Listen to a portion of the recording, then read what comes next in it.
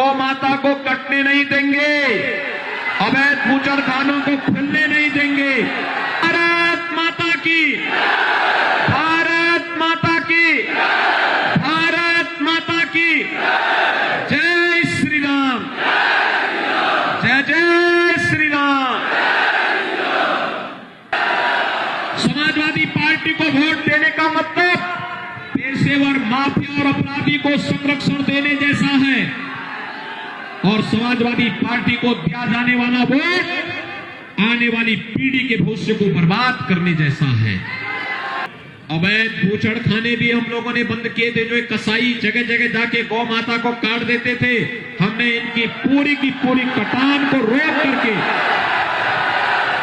अवैध बूचड़खानों को पूरी तरह बंद किया।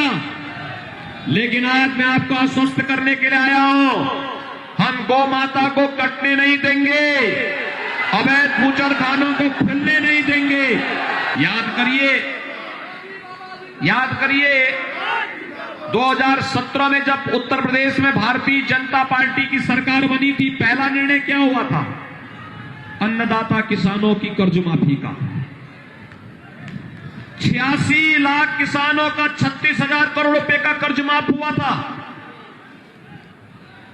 बेटियों की सुरक्षा के लिए एंटी रोमियो स्क्वाड का गठन किया गया था।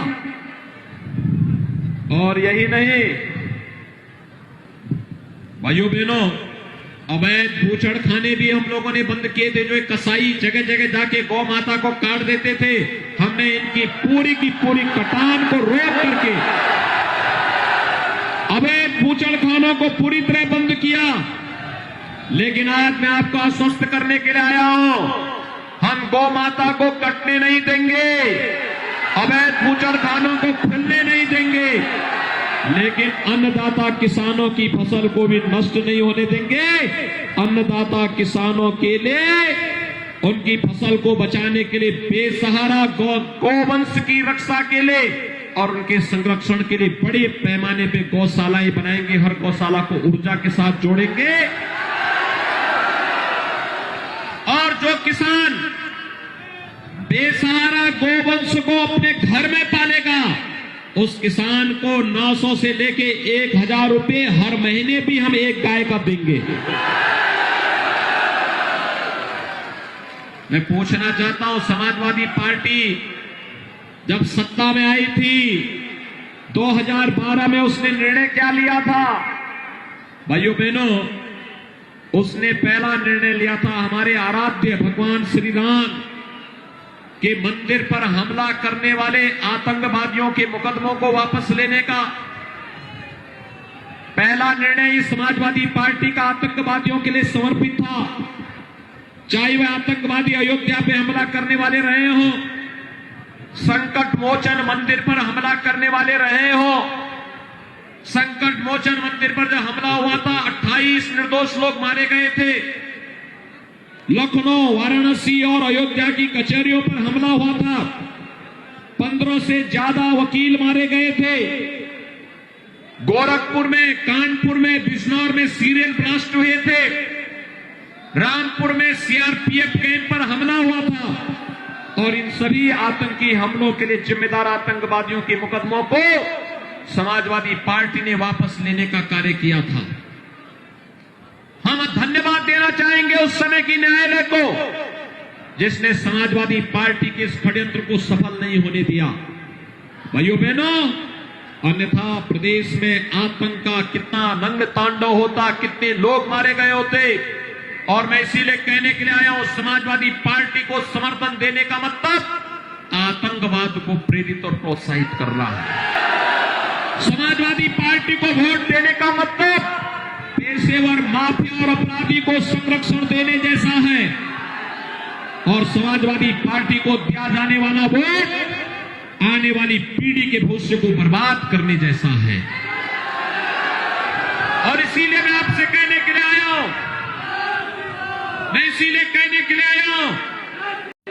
समाजवादी पार्टी के मुखिया ने अब तक ये स्पष्टीकरण नहीं दिया है। मैंने उनसे रायबरेली में पूछा था, बरेली गए थे वे, रायबरेली में मैंने उनसे पूछा था, मैंने कहा अहमदाबाद में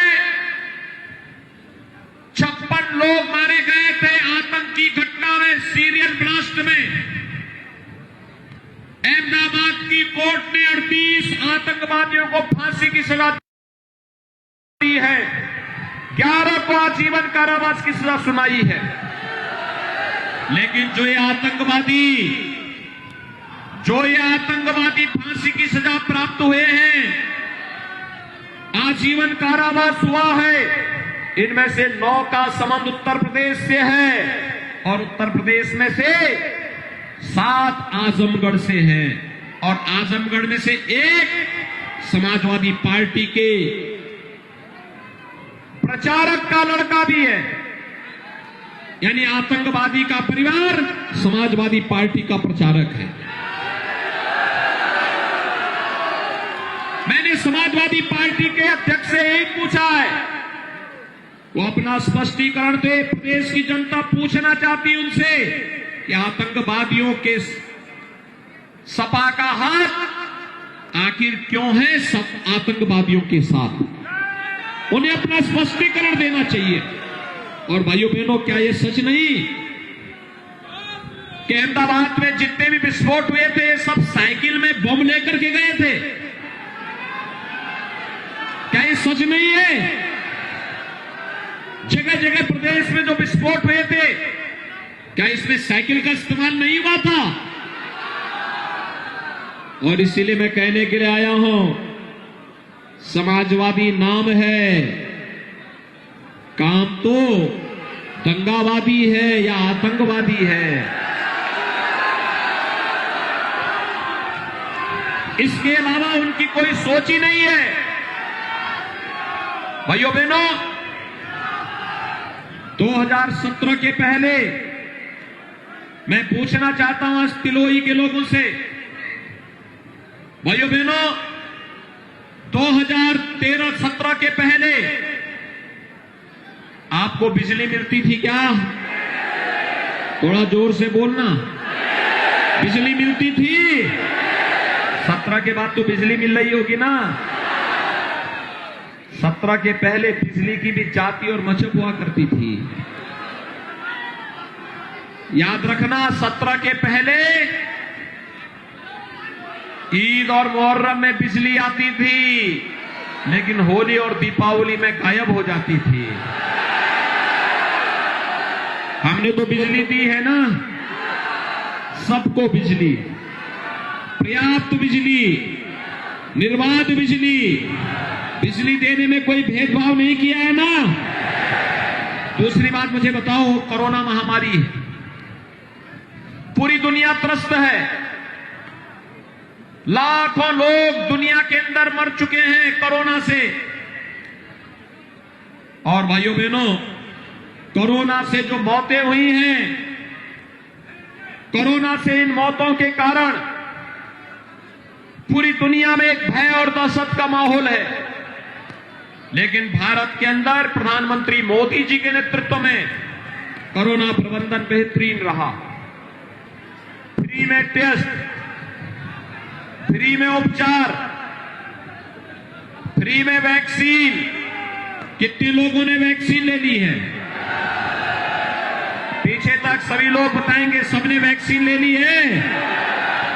फ्री में वैक्सीन, सबको वैक्सीन। वैक्सीन का पैसा तो नहीं लिया किसी ने?